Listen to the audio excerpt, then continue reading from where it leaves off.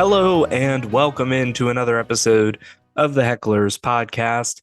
I am your host, Gordon Culletto, going solo today, and it is a sick day for me, so we will probably not be too long-winded.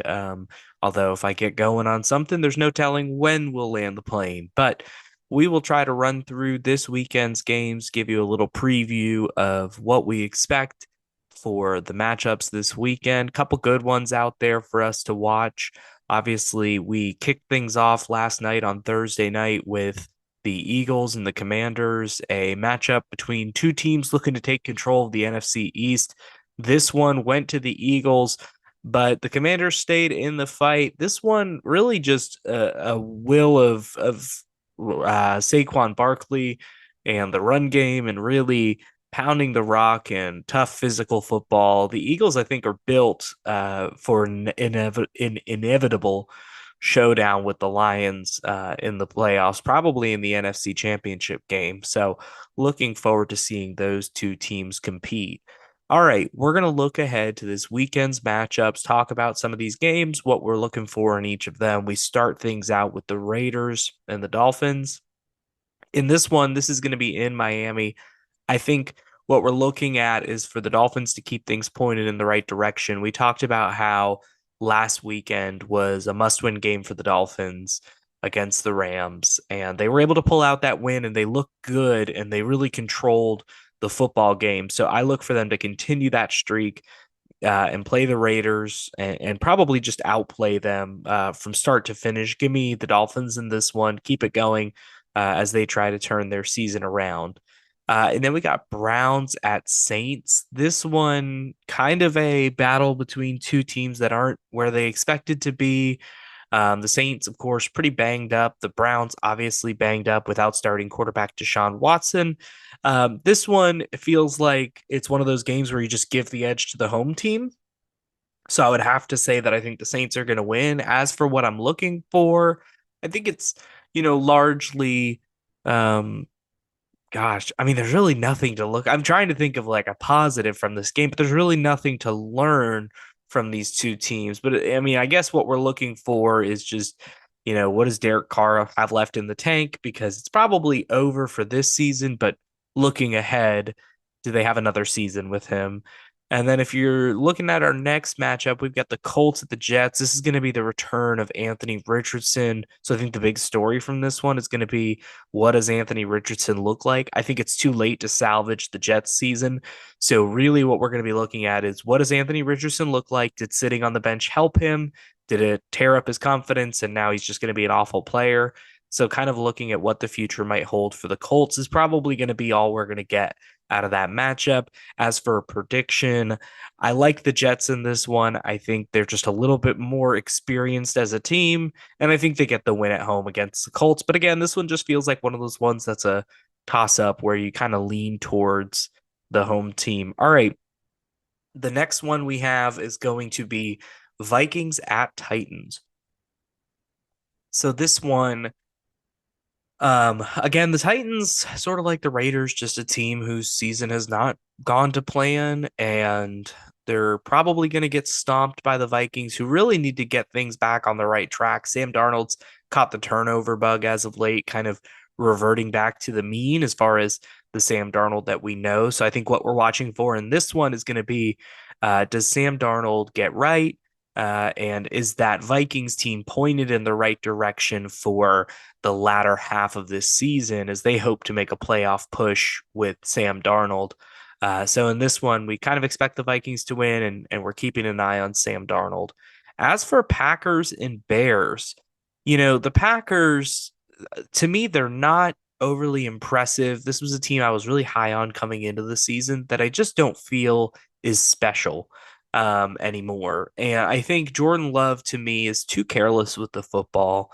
And then if you look at the other side, the Bears, you know, they really haven't been able to put it together with Caleb Williams in a way that showcases his talent. And I think that ultimately they're heading towards a path of cleaning house when it comes to the coaching staff.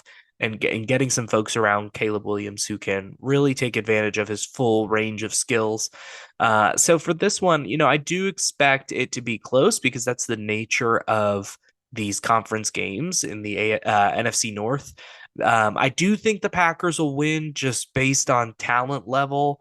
And the fact that the Bears have not been able to get all the talent out of that roster. But then again, it's in Chicago. It wouldn't surprise me if the Bears won. I'm slightly leaning Packers in this one. Probably, we'll say 2.5 point favorites in my opinion. All right.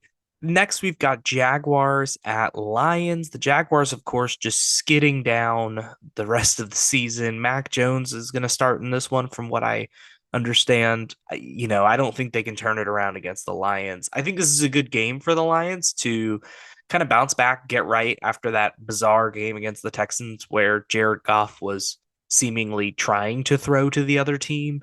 So they really need this one as a get right game as they go into the next half of the season. And much like I was talking about with the Vikings, where we're looking at Sam Darnold to see if he's shaken the turnover bug, I think we're looking at Jared Goff in this one to see if he is shaking the turnover bug and if he can kind of get himself into postseason form, because this Lions team is talented. And I think given the strength of the NFC, I think they have a chance to go fairly deep into the playoffs. Like I said, I expect them to be in the NFC Championship game against the Eagles. From there, I don't really have a pick, but I do think that they can get there. All right. The next one is going to be the Rams against my New England Patriots. This one in New England. You know, I I want to say that the Rams are going to struggle because the weather in New England, they're a team who plays indoors in Los Angeles. They're probably soft. I don't know that it'll be a huge factor in this one. I for sure know it's not going to be big enough to cover off the roster deficits between the Rams and the Patriots.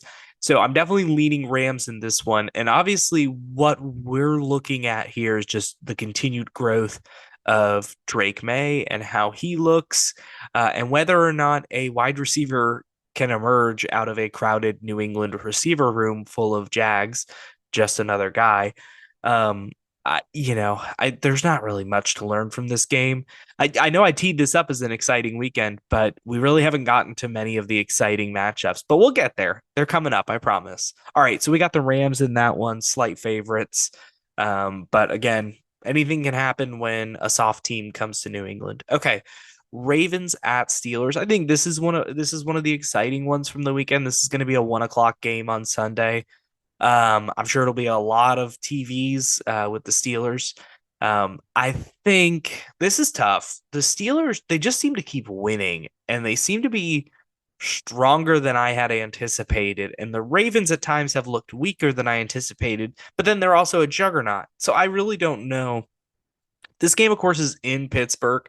I'm probably leaning Ravens at like a -1, right? Like I think they're like 1.5 point favorites. Like it is very close to me, and I could easily see the Steelers winning this one. As for what we're looking for, these are two teams who, as of right now, are sort of playoff contenders. I think you're looking to see, um, does any of their play drop off as the level of competition increases? These are two good teams, right? So does one of them sort of knock the other one down a peg? And does that impact them for the rest of the season? I think we'll find out, but I think it's a good test of both teams' strength to be going against each other. That Ravens secondary, though, has not been very good. Look for George Pickens to eat in this one. All right. Next, we've got the Seattle Seahawks visiting the San Francisco 49ers. This is in our 4 o'clock window. Um, you know, as for this one, I mean, San Francisco just needs to keep putting together wins to make sure that they can lock in the NFC West. Obviously, the Cardinals have kind of been rolling along. So the 49ers are going to have to just kind of keep finding wins to stay in it. The Seahawks, I mean, you're not really playing for anything right now. Like I just think you're playing to figure out what you have on your roster, and kind of start to make a plan for the next iteration of this Seahawks team. So in this one, I'm really just looking at whether or not the 49ers can kind of keep winning ways going and whether or not Seattle can pull the upset, in a rivalry that has gone back quite a while. All right, the next thing we have is Falcons visiting the Broncos. This is an interesting one. The Broncos, I think, are one of the big surprises from this year. And of course, the Falcons have sort of lucked out in terms of being in a weak division and kind of being the best of the rest, if that makes sense. But they did just get beat by the Saints. So the Falcons need a win. But the Broncos are no slouch. So this will be interesting. Oh, I didn't give my prediction for Seahawks 49ers. I apologize. I do think the 49ers pick up that win. As for Broncos and Falcons, I'm going to lean Broncos in this one. I think going to Denver and just Denver's just, it's a good team. They're gelling, they're clicking well. I feel good about it. And I just think the Falcons underperform. And I think that's probably what'll happen in this game. So I'm leaning Broncos. I don't think it's going to be a big win, but a small margin.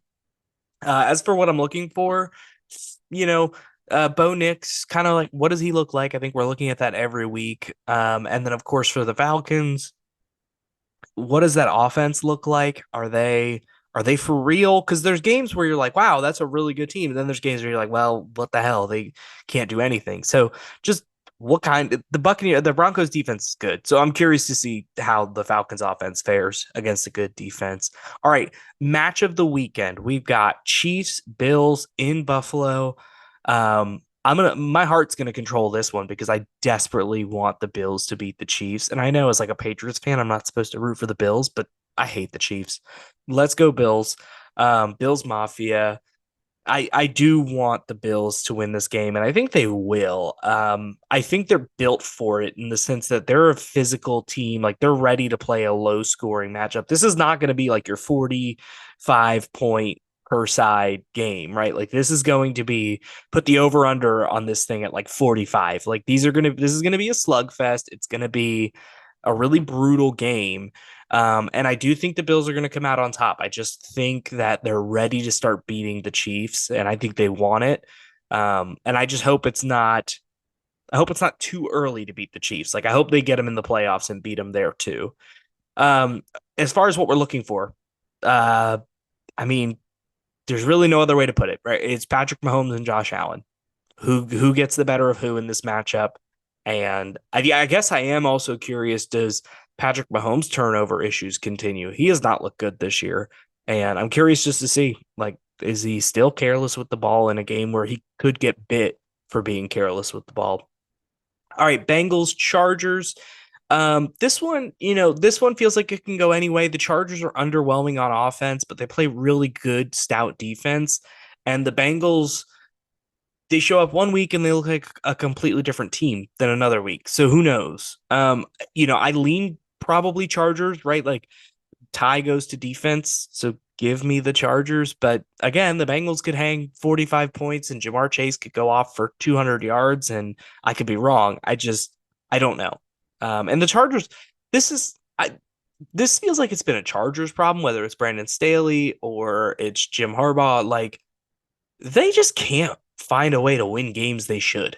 Like I feel like they're in all these games, and I feel like Herbert's playing well, and they're just not winning them. Like they're not finishing drives, and I don't understand how you fix that. They're going to need to figure something out because that's really the missing piece. And then we finally finish up the weekend on Monday night with the Texans at the Cowboys. This one's not really an interesting game, other than the fact that we're all going to get to watch the Cowboys get their ass kicked on a Monday night, which will be nice. We can go into work on Tuesday and mock Cowboys fans for another loss at home. So in this one, though, just do the Texans keep it rolling? Is CJ Stroud, is he doing his thing? Is Tank Dell getting better and better every week? I mean, there's not much to learn here. The Cowboys they're in rough shape, and the Texans are a good team. So that'll get us through the weekend. We'll be back early next week. Hopefully, if I'm not on my deathbed still, we will be back early next week to talk about all these results and kind of do a little bit of a retrospective on how our picks went for the weekend. I feel good about them. We will see what happens. And then, of course, we'll dive into week 12 later next week as we look ahead. And we'll kind of get back to our normal programming of talking about some extra things. Obviously, right now, with me feeling terrible, it's just not something we can do. So we will be back next week. We'll talk about all the great stuff. As always, thank you so much for listening. Don't forget to rate, subscribe to the show wherever you found us. And as always, on behalf of Billy, who is not here, and myself, keep heckling.